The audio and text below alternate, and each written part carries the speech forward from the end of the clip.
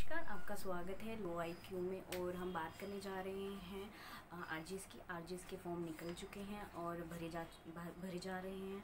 जैसा कि हमें पता है आरजीएस में 15 मार्क्स के क्वेश्चन आते हैं हिंदी के, इंग्लिश के, जो कि एक इम्पोर्टेंट पोर्शन है इसके लिए, और हिंदी का बहुत इम्पोर्टेंट रोल रहता है आरजीएस में। तो हम उसी की बात कर लेते हैं। एक बार गो थ्रू हो जाते हैं कि हिंदी की सिलेबस क्या क्या आता है। जैसे कि संधि, समास, कारक हो गया, आपका संज्ञा, विशेषण, लिंग बदलो, वचन बदलो, अच्छा, पर्यायवाची शब्द, शब्द युगम, तत्सम, तत्सम, तद्भव, विदेश, देशी सब्जी, अवयव, क्रिया, मतलब ऐसे बहुत से हिंदी के चैप्टर्स हैं जिन्हें हमने करना है। और हम कंटिन्यू एक एक चैप्टर आपको वीक में देते रहेंगे। वीक में 1 या 2 चैप्टर कंटिन्यू करेंगे। जैसे कि आज हम बात करने जा रहे हैं शब्द युगम की। शब्द युगम की बात करें तो कुछ ऐसे शब्द मैं बता देती हूँ, दोबारा से नोट डाउन कर लें आप, कि कुछ ऐसे वर्ड्स या ऐसे शब्द जो कि उनकी मीनिंग सिमिलर होती है। जैसे कुछ की आकृति मतलब उसकी बनावट, हम कहते हैं ना इसकी आकृति अच्छी है या इसका मीनिंग है कि बनावट कैसी। कुछ ऐसे वर्ड जिनका हमें मतलब नहीं पता चलता, बट हमें उनको पढ़ना है, उनको समझना है कि इसका मीनिंग कैसे निकल रहा है। तो ऐसे ऐसे सिमिलर कुछ वर्ड्स हैं जिनका मीनिंग तो हमें तुरंत देखते ही पता चल जाता है, जिनका कुछ का मीनिंग नहीं पता चलता। चलिए हम बोर्ड पे देखते हैं कैसे वर्ड्स हैं वो। ठीक है, बात करते हैं जैसे कि अंत। अंत का मतलब क्या होता है? समाप्त। सिमिलर वर्ड्स की बात करें ना तो समाप्त। और वर्ड्स देखते हैं जैसे कि अत्य। अत्य का मतलब है नीचे का, नीचे का, या अंत का, अंत का। तो ऐसे ऐसे वर्ड्स पढ़ेंगे किसमें? हम शब्द युगम में। शब्द युगम ऐसे शब्द हैं जिनको बोलने और लिखने में काफ़ी समानता होती है। कहने का मतलब है कि प्रत्येक भाषा में कुछ ऐसे शब्द हैं, किसमें? प्रत्येक भाषा में क्या बोला जाता है? मैं लिखती हूँ शब्द युगम, शब्द युगम। लेट्स नोट डाउन कि कहते प्रत्येक भाषा में कुछ ऐसे, नोट डाउन कर लें आप साथ साथ, ऐसे शब्द या ऐसे वर्ड होते हैं। जैसे कि हम देखते हैं ऐसे वर्ड्स होते हैं, शब्द हैं, होते हैं जो बोलने और, ठीक है, बोलने और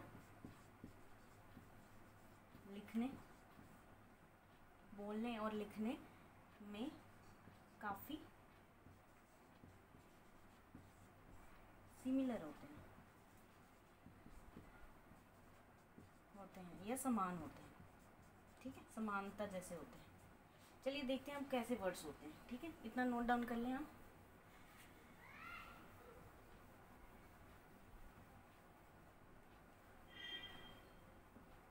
जैसे अयश।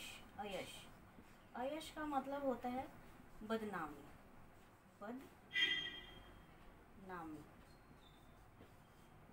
और इसी का मतलब होता है अयस का मतलब होता है लोहा, लोहा। मतलब कुछ ऐसे वर्ड सेम है बट उनकी मीनिंग क्या है? अलग अलग निकल कर आती है। समझ रहे हैं आप बात को? अयश और अयस प्रोनाउंसिएशन थोड़ी सी सिमिलर है, थोड़ी सी चेंज है। अयश श और अयस मीन्स लोहा, अयश मीन्स बदनामी। ऐसे ऐसे और वर्ड्स देखते कैसे होते हैं शब्द युगम। बात करते, कहते अकथ। अकथ मतलब जिसके बारे में कहा ना जा सके। कहते ना ये तो कहा ही नहीं जा सकता, मेरे पास शब्द नहीं है। जिसके बारे में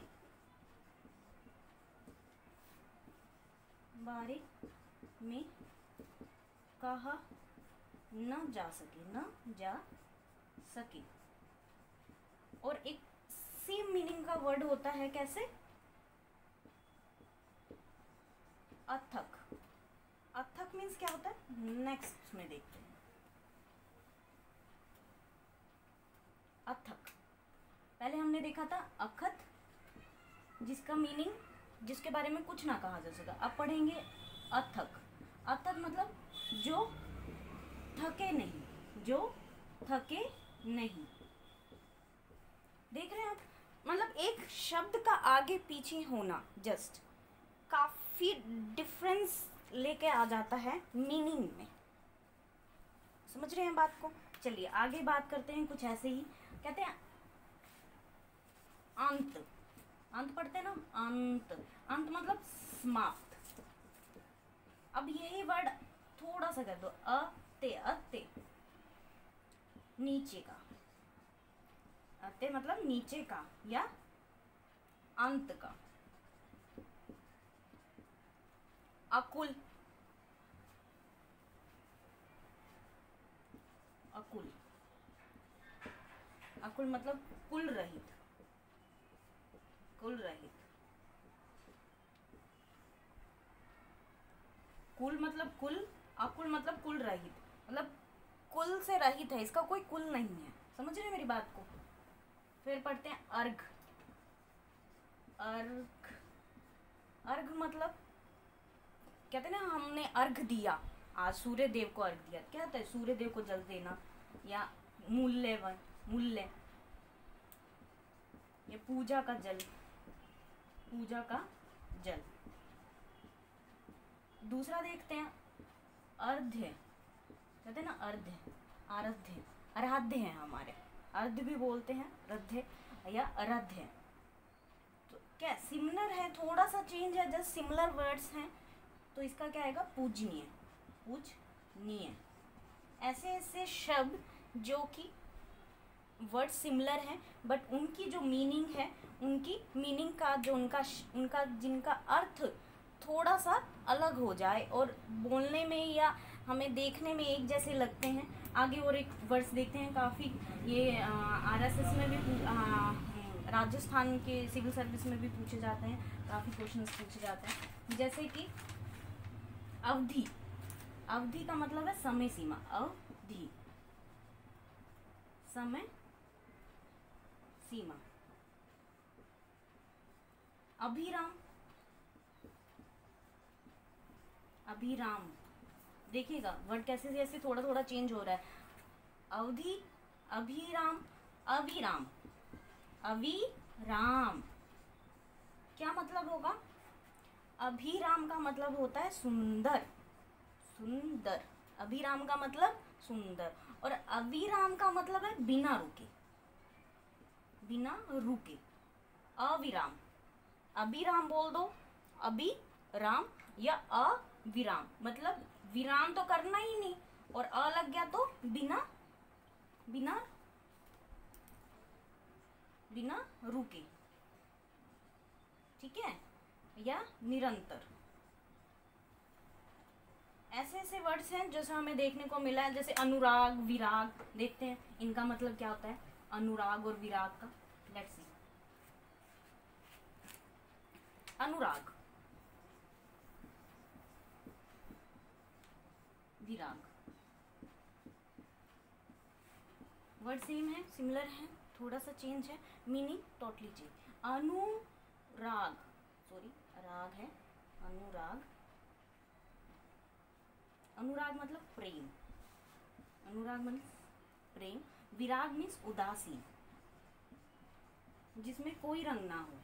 अनुराग मीन्स प्रेम, विराम मीन्स उदासीन, जिसमें कोई कलर ना हो, जिसका कोई मीनिंग ना हो, जीने का सब खत्म हो जाएगा, खत्म हो चुका है। ठीक है, देखते हैं अगले मीनिंग में। अश और अंश, अंश, अंश, एक होता है अंश। देख रहे हैं वर्ड्स, क्या मीनिंग होगी। अश का मतलब कंधा, कंघा, सॉरी कंघा, ठीक है। और अंश का मतलब होता है हिस्सा या भाग, भाग या हिस्सा। कहते हैं ना ये मेरा अंश है, ये मेरे शरीर का अंश है, ये बाजू है, तो ये क्या है, मेरे शरीर का पोर्शन है, मेरे शरीर का पार्ट है। और क्या है, अंश, अंश मीन्स कंधा, अंश मीन्स क्या है, कंधा। अब ऐसे ही और देख लेते हैं, आसन, आसन मतलब भजन, भजन। और अरी, अरी, अरी का मतलब है शत्रु। हम ये वाला वर्ड मीनिंग जानते हैं, ये वाला नहीं जानते, तो हमें ये भी जानना है कि अरी का मतलब है क्या। पूछ लिए जाते हैं कि इसका मीनिंग क्या है, या आप इनका ऐसे मिलान कीजिए, कई बार पूछ लिया जाता है, तो हमें ऐसे याद करने हैं कुछ ऐसे ऐसे। अपेक्षा या उपेक्षा, अपेक्षा, देखते हैं कैसे क्या मीनिंग निकलता है इनका।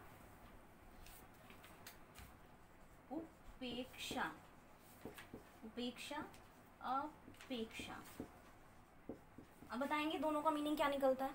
मीनिंग है उपेक्षा और अपेक्षा। उपेक्षा अवहेलना, अवहेलना। अपेक्षा मतलब मैंने आपकी अपेक्षा की, मैंने आपका निरादर किया, आपकी बात नहीं मानी। अपेक्षा ये तो हो गया उपेक्षा। अपेक्षा, अपेक्षा मतलब आवश्यक, अपेक्षा है मुझे आपसे, मुझे आपसे एक्सपेक्टेशन है, आवश्यक, ठीक है।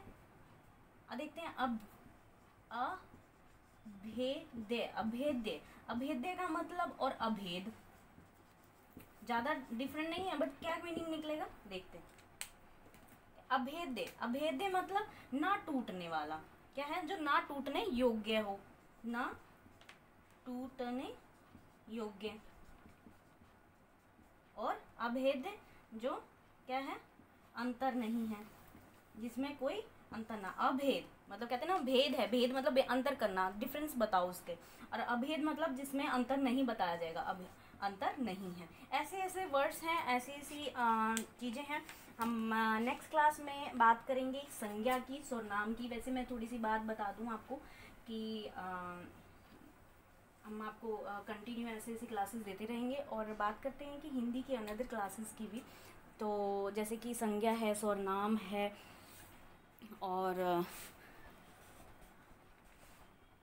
काफ़ी चीज़ें हैं जो कि हम कंटिन्यू बात करेंगे। जैसे संज्ञा में ऐसी वस्तु का, ऐसे स्थान का जहाँ ज्ञात होता है या ज्ञान हो, हमें पता चलता है, तो उन्हें क्या बोलता है, जैसे संज्ञा बोला जाता है। कहते हैं ना कि उन विकारी शब्दों को कहते हैं संज्ञा, कि जिनसे किसी वस्तु का, भाव का, जीव का, के नाम का बोध हो, फिर पता चले कि ये कहना क्या चाहते हैं।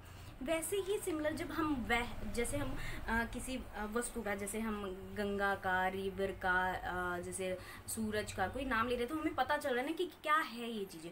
सर्वनाम में क्या कहते हैं, हम उसका नाम नहीं लेते हैं, हम उसको वह, मैं, तुम, कौन, कुछ ऐसे करके बोलते हैं। तो टोटल हमारे पास जो सर्वनाम है वो 11 हैं। उनको शॉर्ट ट्रिक बताएंगे नेक्स्ट क्लास में कि उनको कैसे याद करना है। और जैसे मैं, तुम, ये एटीएम जैसे करके इंग्लिश के शब्दों में, जैसे ए से आप, है ना, तो ऐसे ऐसे शॉर्ट ट्रिक्स के साथ हम हिंदी करेंगे। और होप सो जल्दी कवर हो जाएगा हिंदी हमारा। और नेक्स्ट क्लास में हम संज्ञा को कवर करेंगे। संज्ञा वैसे मैं बता देती हूँ, संज्ञा के 5 भेद हैं। 5 भेद: व्यक्तिवाचक संज्ञा, जातिवाचक संज्ञा, भाववाचक संज्ञा, समूहवाचक संज्ञा और द्रव्यवाचक संज्ञा। तो ऐसे ऐसी चीज़ें हैं जो हम कंटिन्यू करने वाले हैं नेक्स्ट लेक्चर में। आप हमारे साथ बने रहिए। तो चलते हैं। नमस्कार, जय श्री कृष्ण।